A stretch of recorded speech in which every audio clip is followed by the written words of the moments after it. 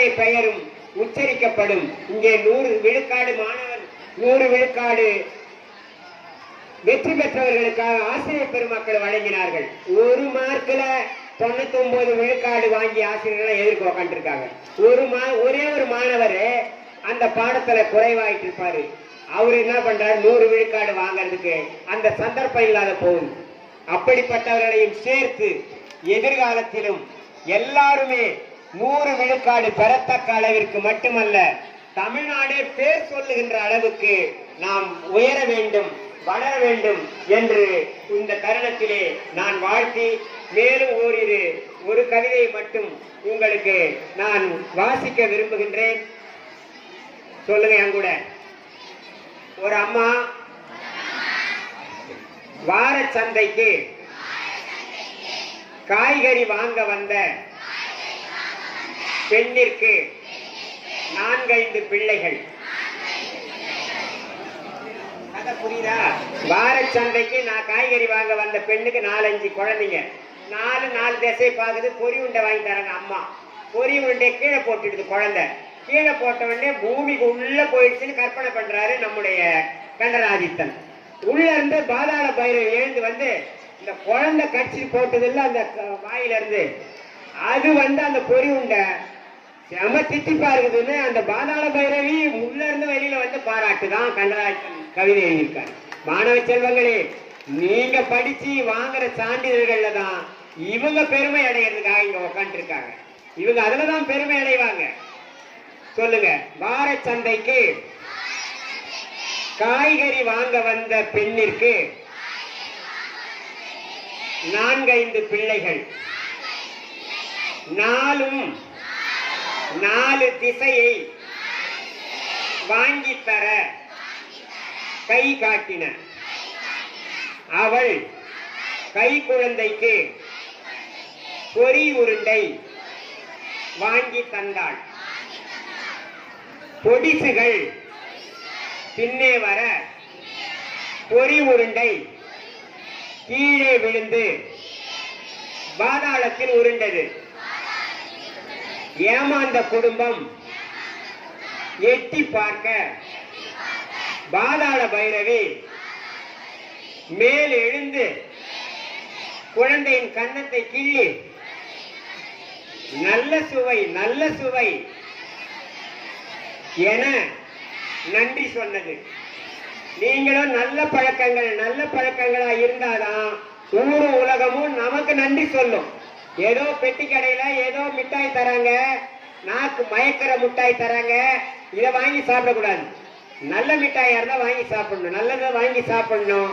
தவறான பழக்கத்திற்கு போதை பழக்கம் இழுக்கும் கூட, அந்த பழக்கம் இழுக்கும். வெவ்வேறு போதை பொருள்கள் கிராமங்களை நோக்கி ஊடுருவுகின்றன. இங்க காவல்துறை அதிகாரிகள் எல்லாம் அழைச்சிட்டு வந்து பெட்ரோல் ஆசிரியர் கழகம் SMC எல்லாம் வந்து இங்க கூட்டம் நடத்தினாங்க. அடிக்கடி வந்து விழிப்புணர்வுக்காக SI சார்லாம் இங்க வந்து பேசின இடம் இது. அதனால மாணவ செல்வங்கள் நல்ல பழக்கத்துக்கு மட்டும்தான் நீங்கள் ஆளாக வேண்டும் என்று அந்த அருமையான அந்த தருணத்தில் நான் அதையும் உங்களுக்கு கூற கடமைப்பட்டிருக்கின்றேன். புளிய மரம் என்ற தலைப்பிலே முத்துராசா குமாருடைய கவிதையோடு நான் நிறைவு செய்ய விரும்புகின்றேன். புளிய மரம்.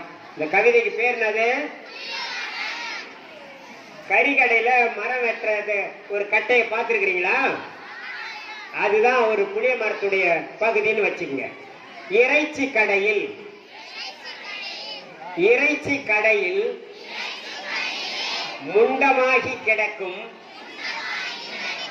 கறி வெட்டும் கட்டை முன்பு புளிய மரமாக தழைத்திருந்தது.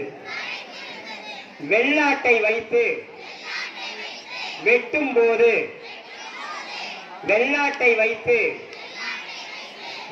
போது கட்டையிலிருந்து சடசடவென புளியம்பழங்கள் உதிர்ந்தன. அடுத்தடுத்து வெட்டுகையில் கூடுகள் கொக்கு முட்டைகள் விழுந்தன. ஒரு கட்டத்தில் தூளியாடிய சிறுவர்களும் குதித்தனர். எங்க ஒரு சாதாரண ஒரு கட்டையில இருந்து ஞாயிறு காலையின் கூட்டத்தில் நிறைய கறி எடுக்க வருவாங்க. ஞாயிறு காலையின் கூட்டத்தில் ஒவ்வொரு வெட்டுக்கும் சேர்த்து எல்லாமும் சேர்த்து கிளைகளை உலுப்பின.